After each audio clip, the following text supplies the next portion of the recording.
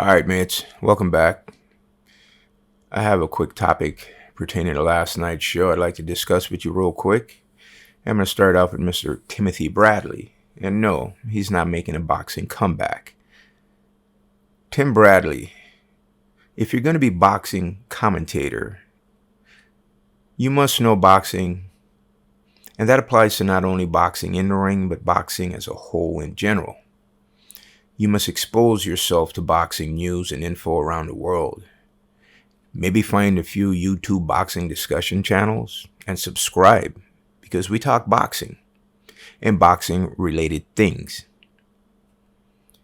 Mr. Tim Bradley humorously discussed and made fun of a boxer who lost his life. And I'm sure your excuse will be, I did not know, or maybe still a bit concussed from the Provodnica fight years ago. But you should have known it's kind of a serious thing, and it's boxing related. I was let down by you greatly, Mr. Bradley, for your lack of sensitivity.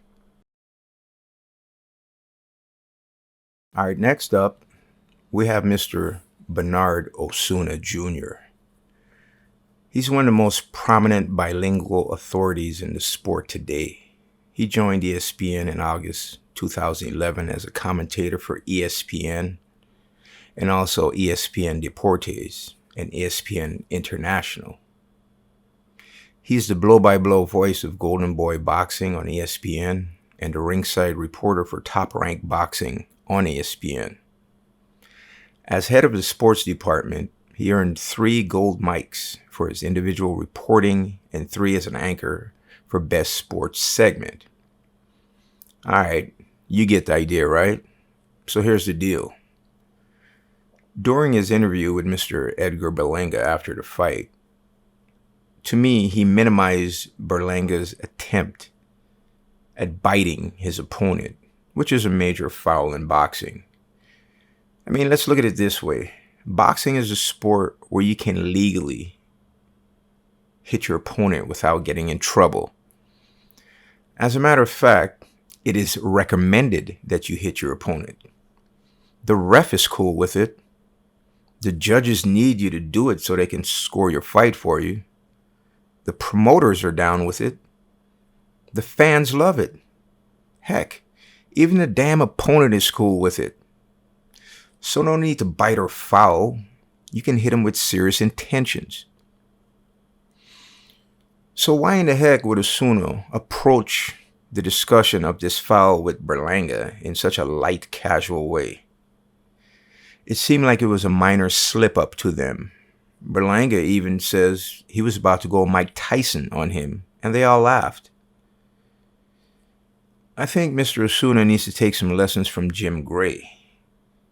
Not too long ago, when he was interviewing Tank Davis after his fight, when Tank made the comment about the safety being off on his Glock, Jim Gray intervened and asked Tank to be mindful of what he's saying due to the recent school shootings.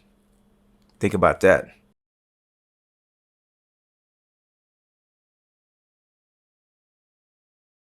All right then, last but not least, we have Mr. Edgar the Vampire Berlanga.